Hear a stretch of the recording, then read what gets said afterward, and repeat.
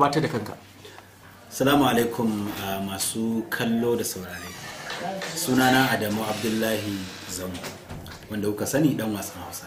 To me yake faruwa a wannan ofis din naka da muka samu da zazan al'umma?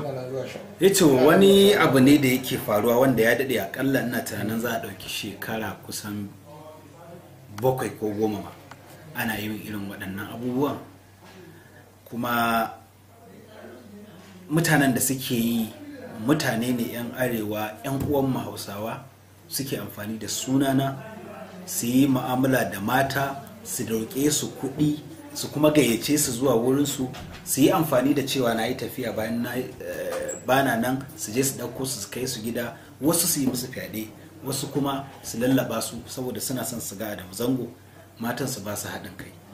To irin waɗannan abubuwan da suke faruwa ne yanzu Allah ya tona wa wasu waɗanda sun kai akalla mutum 10 wanda suke yi wa mata irin wannan abin.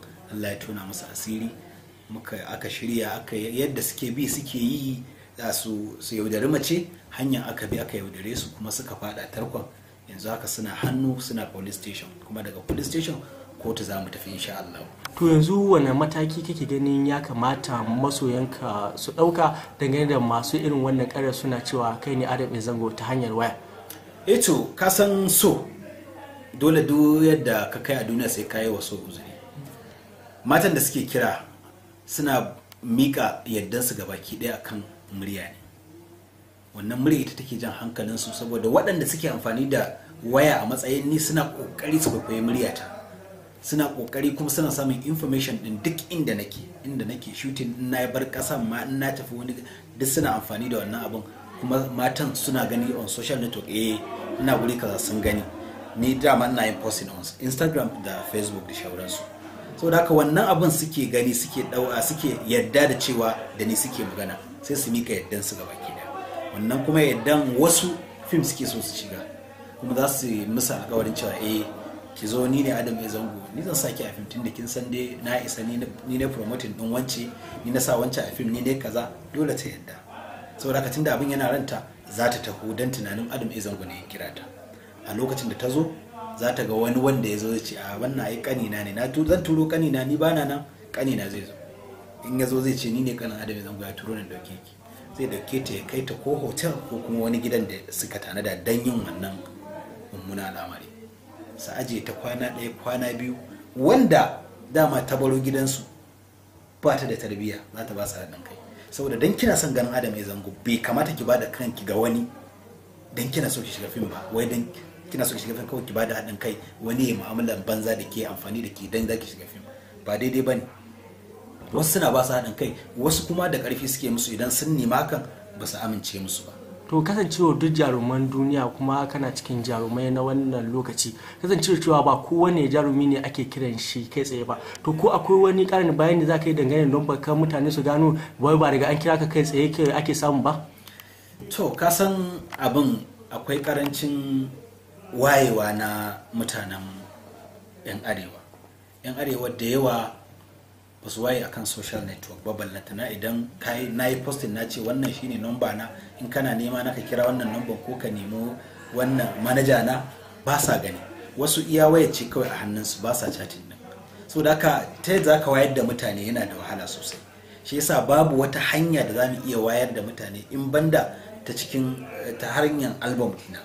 Ni kuma na ɗaukan lokaci kafin yi album, amma a cikin yawancin albums ina duk wanda yake kallo zai ga ƙarshe ina irin wannan bayanan.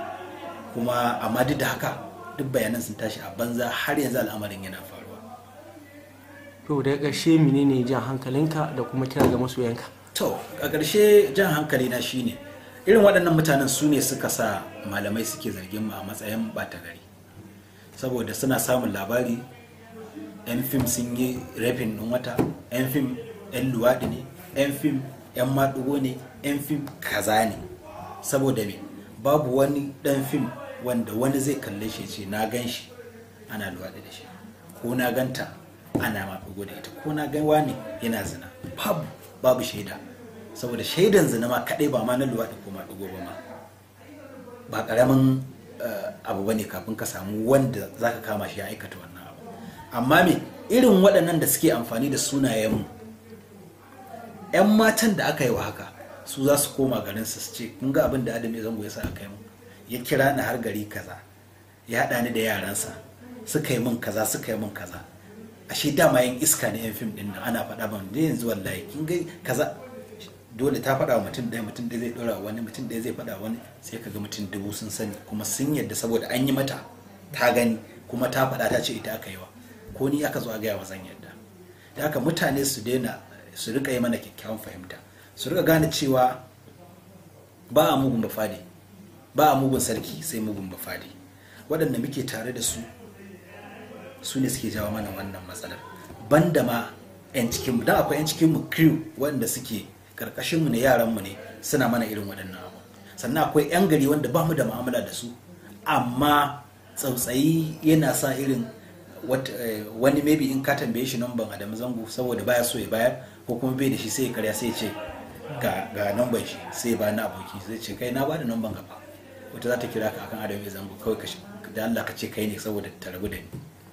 Shikenan daga nan kuma za ta fada shi kuma wancan da ya hada bai da niyyar yin wani abu, amma ta dame shi har sai ya sami interest din cewa kai to bari ya karbi kudin wannan yarinyar tunda tana da kudi, ko kuma bari ya shirya kaza yayi mu'amala da ita.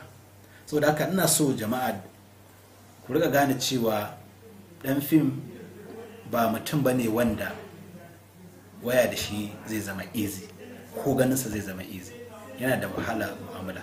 Kada ka yadda da wani yaron dan fim ko kaninsa ko wani dan uwansa matukar ba shi ka da shi ya ce maka wannan shine manaja na, in kana bukatar zaka magana ne baka same ni ba kira shi, sannan ka yadda da cewa in ba ban kira da Zango ba zan kira manaja shi zai dauka, shi ya hada ni da shi. Kin ga ko idan manaja na yi wani abu mara kyau ni ne, tunda ni na hada da shi. Amma wanda ban ce kani na bane ko yaro na ne ko wani abu face to face, to dan Allah jama'a ku rika fahimta, saboda abubuwan da ake faɗa a kanmu 80% ba mu muke aikata shi ba, wasu ne suke aikatawa, suke samu a cikin wannan matsalar da duniya take mana kallon fasikai, take mana kallon masu bata tarbiyya, take mana kallon wasu abubuwa. Yes, akwai laifin ma a ciki, saboda da duk wata harka da aka ce babu shugabanci na gari ko kuma babu tarbiyya a cikin masana'anta, ita kanta masana'anta kowace iri tana bukatar tarbiyya. Ko gidan karuwai ne, karuwanci suke amma akwai shugaba kuma akwai tarbiyya, dan wata ba za ta zo ta kwaci dadiran wata ba, idan ta yi za a yi masa shari'a, ke bai kamata kwastomin wannan ya zo kaza, akwai shugabanci. To amma muna da 'yan matsaloli a cikin harkar mu irin waɗannan abubuwa, da haka su suka ba da dama irin waɗannan abin suke faru. Amma insha Allahu tun da har wannan abu ya faru muna samun matsaloli, ya kamata mu da kanmu mu yi wa kanmu faɗa, mu zauna mu gyara saboda mu wanke kanmu a wurin al'umma. Na gode.